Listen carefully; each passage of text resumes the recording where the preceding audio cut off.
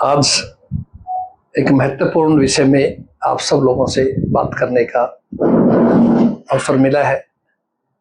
जो महिला आरक्षण बिल जो अभी आनन फानन में केंद्र सरकार ने, भाजपा की सरकार ने 16-17 तारीख को, जो 16 को पेश किया गया, और खास तौर से इस उद्देश्य साथ पेश किया गया कि इसके साथ में परिसीमन का भी उसमें नाम शामिल किया गया। कांग्रेस पार्टी ने एक बात रखी, हमारे विपक्ष के नेता लोकसभा में श्री राहुल गांधी जी ने और हमारे दूसरे सभी सम्मानित नेताओं ने, आदरणीय प्रियंका जी ने भी, सबने अपने अपने विचार रखे कि महिला आरक्षण बिल जो 2023 में संशोधन का आप लाए थे, सर्वसम्मति से जो पास हुआ था, कि आपको इसी 543 सदस्यों के ऊपर उनको उस बिल को लागू करना चाहिए। 33% आरक्षण दीजिए, हाँ उसमें थोड़ा संशोधन कर लो, जो एससी में, एसटी में, ओबीसी में खास तौर से कुछ है कमी, उसको पूरी करते हुए आप इसमें करें। इसके साथ में परिसीमन वाला जो मामला है, 850 सीट ले जाना चाहते हो, और वो भी 2011 की सेंसस में, वो हमें कांग्रेस पार्टी को ऑब्जेक्शन था इस बात के ऊपर कि हमारी पार्टी का ये मत था, पूरी विपक्ष का, नॉट ओनली कांग्रेस, सभी अपोजिशन पार्टी का, कि सरकार की मंशा ठीक नहीं है। कल भी आपके पत्रकार साथी मानक गुप्ता जी के उस पर अभिषेक मनु सिंघवी, जो हमारे सुप्रीम कोर्ट के लायर है, कांग्रेस के सांसद नेता है, उन्होंने बड़ी स्पष्ट बात रखी कि सरकार की मंशा इस 850 में से 198, तो केवल उन 5 राज्यों की जो साउथ के राज्य है उनका तो 198 है, बाकी 600 को संख्या उत्तर की है, जहां भारतीय जनता पार्टी को अपना ज्यादा फायदा समझती है। तो कांग्रेस की एक मंशा थी कि आप पहले सेंसस शुरू हो चुका है 26 में, इसको पूरा करें, पूरा करने के बाद में फिर आप परिसीमन शुरू करें, फिर आरक्षण दो। ये पद्धति होनी चाहिए। बीजेपी ये चाहती थी, केंद्र की सरकार ये चाहती थी कि इसी 2011 के सेंसस के ऊपर हम 850 वाली परिसीमन लागू कर दिया जाए और उसको दे दीजिए, ताकि उन छोटे राज्यों को या साउथ के राज्यों को प्रतिनिधित्व कम मिल सके।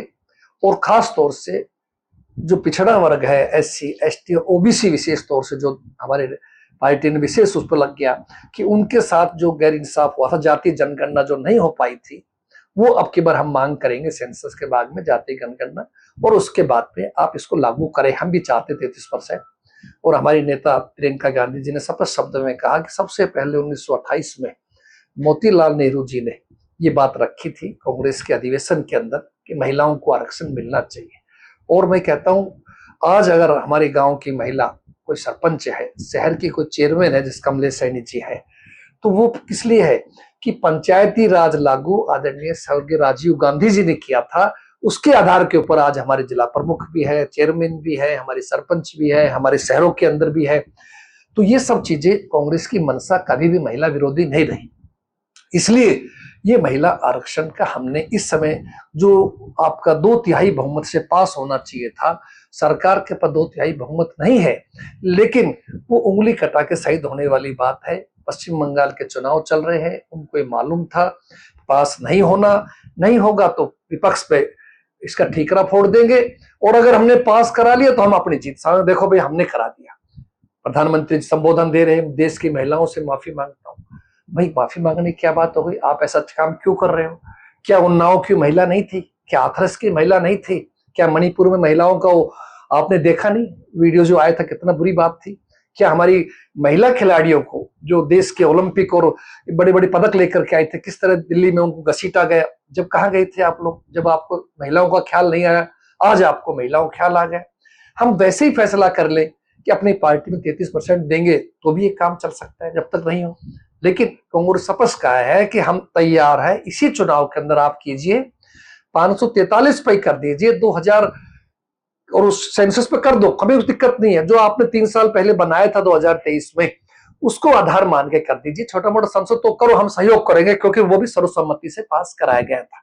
लेकिन अगर 2011 की सेंसस हमें रखना है और 850 करना चाहते हैं, तो उसके लिए आपको नया सेंसस के ही मुताबिक करना चाहिए। ये मुख्य रूप से इसको लेकर भारतीय जनता पार्टी एक बड़ा भारी दुष्प्रचार कर रही है कि कांग्रेस और विपक्ष की पार्टियां महिला विरोधी है।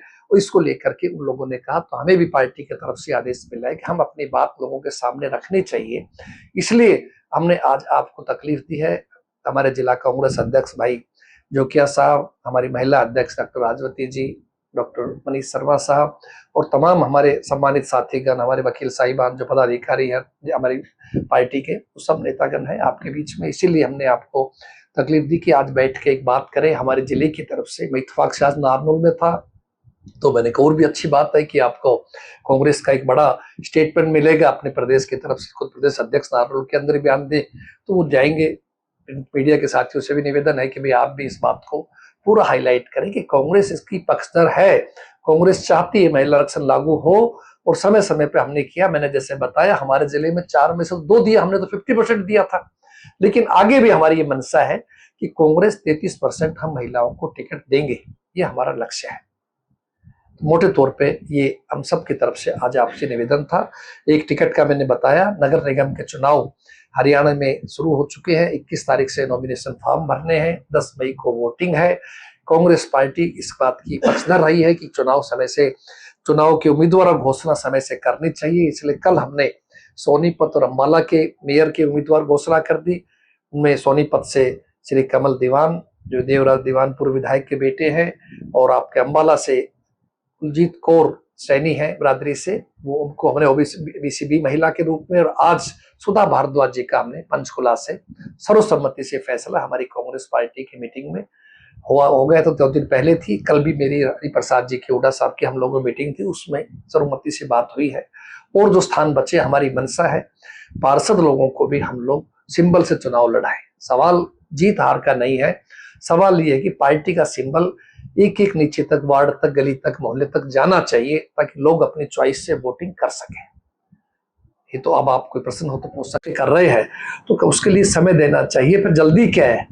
क्या कोई बंगाल के चुनाव की जल्दी है? गृह मंत्री जी कहते हैं, प्रधानमंत्री जी कहते हैं पछताना पड़ेगा, देश की जनता माफ नहीं करेगी। भाई आप यही थे ना पिछले 11-12 सालों से, क्यों नहीं किया आपने? 2014 सत्ता चाबी आपके हाथ में, 12वीं साल चल रही, करो। हम तो चाहते हैं अच्छे चीज का समर्थन करें, कांग्रेस का समस्त विपक्ष करेगा।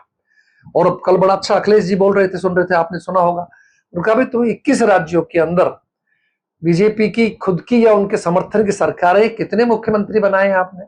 एक दिल्ली में, वो भी आधी है क्योंकि पूरा तो वो है ही नहीं, वो तो केंद्र शासित प्रदेश हो गए। तो कितने आपने ऐसे विधायक बनाए हैं महिलाओं में, कितने सांसद बनाए हैं? तो ये सब चीजें हमें अपने लागू करनी चाहिए, न कि हम कोई राजनीतिक इसका फायदा उठाना चाहे, तो वो चीज गलत है। आपके प्रदेश अध्यक्ष बनने के बाद हरियाणा में राज्यसभा का ये पहला चुनाव है जी, और इस चुनाव के बाद कांग्रेस में एक तरह तरह की विद्रोह रूप में भी देखा जा रहा है। इसके क्या कारण मानते हैं? इसके जिम्मेदार कौन है? तो ये एपिसोड देखिए, अच्छा प्रश्न है आपने किया। वैसे तो कई दिनों से चल रहा है, लेकिन नारनौल के सरप्रेस के सामने हमारी बात नहीं हो पाई थी। सबसे पहले तो मैं इस बात के लिए हमारे नेता आदरणीय राहुल गांधी जी और अध्यक्ष आदरणीय खड़गे साहब का आभार प्रकट करता हूं कि जिनकी ये सोच बनी कि हरियाणा से एक दलित जाति से, एससी समाज से एक व्यक्ति को देश की सबसे बड़ी पंचायत में भेजा जाए। उन्होंने करमबीर सिंह बोध, एक साधारण व्यक्ति को जो सचिवालय के अंदर सर्विस करते थे, जो पहले जब मैं विधायक बना पहली बार आपके सहयोग से 96 में, जसवंत सिंह जी बावल के साथ आप स्टेनो पीए के रूप में काम करते थे, वो करमबीर जी बोध है, साधारण परिवार से है, उस व्यक्ति को बनाया। कांग्रेस के पास 31 आपके जो है ना, कांग्रेस के पास 37 हमारे एमएलए थे, 31 एमएलए चाहिए एक सांसद बनाने को राज्यसभा को। इस तरह से बड़ा क्लियर था कि एक व्यक्ति बीजेपी का बनेगा, एक कांग्रेस का बनेगा। पहले कांग्रेस राज में भी ऐसा हुआ है, एक समय इन लोगों के 31 थे, हमने दूसरा खड़ा नहीं किया, तोड़फोड़ नहीं कांग्रेस ने, लेकिन भारतीय जनता पार्टी ने जानबूझ करके इस डेमोक्रेसी का मर्डर करने के लिए, हॉर्स राइडिंग करने के लिए अपनी पार्टी के पदाधिकारी वाइस प्रेसिडेंट सतीश नांदल जी को अपने 7 विधायक साथियों के प्रस्तावक बना करके उनको खड़ा कर दिया गया। 3 निर्दलीय, 7 इनके थे, 10 आदमी चाहिए प्रस्तावक के रूप में। और उसके बाद में उन लोगों ने जो किया आपके सामने है। कल जनता टीवी के शशि रंजन साहब की वो कनक्लेव में मैं शामिल था गुड़गांव में, तो खुद पूछ रहे थे, वो कह रहे थे कि साहब हाँ, प्यासा कुएं के पास आता है और हमने तो साहब पूरी प्यास बुझाई है। कितनी अफसोस की बात है। मैंने कहा भी बडोली साहब, अब देश की सबसे बड़ी या विश्व की धनी पार्टी बताते हो, सबसे बड़ी पार्टी बताते हो, क्या ये उचित था फैसला आप लोगों का? अच्छा होता स्वतंत्र लोकराज के लिए, लोकतंत्र के लिए एक आपका बनता, एक हमारा बनता, अब भी एक बना। और उन्होंने लेकिन उसके बदले में 5 हमारे विधायक साथियों को क्रॉस वोटिंग करवाई, जिनके खिलाफ सख्त एक्शन लेते हुए पार्टी ने उनको निलंबित किया है। कोई कांग्रेस में विद्रोह की नहीं है जो भाई हमारे कह रहे हैं, कतई नहीं है। और जब तक मैं इस पद के बैठा हूं, आप लोग मेरे भाई हो, आपको गर्व होना चाहिए, जिम्मेदारी के साथ कह रहा हूं, जब तक रहूंगा जिम्मेदारी के साथ रहूंगा, अनुशासन रखूंगा, पार्टी में संगठन को मजबूत करूंगा। और पार्टी में अगर गैर अनुशासनहीनता कोई करता है, चाहे वो छोटा है चाहे कोई बड़ा नेता है, बिल्कुल भी पार्टी में बर्दाश्त नहीं किया जाएगा। 5 पर कार्रवाई हुई, तो 4 है उनके खिलाफ भी सोचा पार्टी ने। देखिए, हम लोगों को स्टिल प्रोसीजर नहीं पता होता, कई बार मुझे भी पहले नहीं पता था। 4 जो वोट कैंसिल हुए हैं उनमें से 1 वोट काउंटिंग से पहले शिकायत आई, वोट खत्म होने के 2-3 घंटे के बाद, कि श्री परमवीर सिंह विधायक टोहाना ने वोट में सीक्रेसी आउट की गई है। तो हम सब लोगों को अंदर ही थे, मैं भी पोलिंग एजेंट था, वीडियो हमने देखी। उस वीडियो के अंदर कहीं ये साबित नहीं होता कोई सीक्रेसी है। परमवीर जी आते हैं, उम्र 70 के आसपास होगी, 75 भी हो सकती है। वो आए, उन्होंने अपने वहां से वोट लिया, अंदर बॉक्स में गए और बॉक्स में जाके उन्होंने अपना डंडा लगाना था, एक लगाया और वापिस आए। जो हमारे पोलिंग एजेंट बैठे हुए थे, हुड्डा जी या हरिप्रसाद, दोनों में से एक व्यक्ति, उनको अपना वोट दिखाया, फोल्ड करके वापिस आके डाल दिया। अब उन्होंने कहा नहीं पूरा फोल्ड नहीं किया, वहां उसी समय अधूरा कहीं किनारा खुला होगा, कोई दिख नहीं रहा था किसी को भी, हमें नहीं दिखाई दिया। बड़ा आश्चर्य हो मुझे भी कि ये किस आधार पर कैंसिल कर रहे हैं। रिटर्निंग अफसर महोदय 22 थे। हमने कहा चलो कोई बात नहीं, आप इसको with video election commission India में भेज दो। बोला नहीं, वीडियो तो मैं नहीं भेजूंगा, जरूरत हुई तो मंगवा लेंगे, मैं तो लिख आदेश भेज रहा हूं कि मैंने कैंसिल कर दिया। उसके अलावा जब वोट अंदर डाले जाते डब्बे के अंदर, तो उसमें नाम नहीं होता। और जो हमारे ऑथोराइज एजेंट बैठे थे, उन लोगों को कहीं ऐसा एहसास नहीं हुआ कि कोई एमएलए जानबूझ गड़बड़ कर रहा है।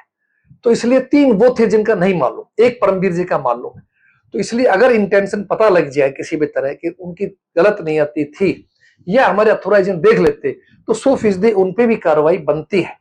लेकिन ये तो हम कह ही नहीं सकते। हम तो कांग्रेस ने पक्ष रखा है, इलेक्शन कमीशन इंडिया ने, मैं खुद जाकर के वहां कंप्लेंट दे करके आया हूं और चीफ इलेक्शन कमिश्नर से समय मांगा है। शायद चुनावी व्यवस्था की वजह से समय नहीं दे पाए, और हम ये उम्मीद करते हैं देश को ये जो स्वायत्त संस्थाएं हैं, इलेक्शन कमीशन है, सीबीआई है, ईडी है, इनको बड़ा निष्पक्ष रहना चाहिए, इनको किसी दबाव में नहीं आना चाहिए।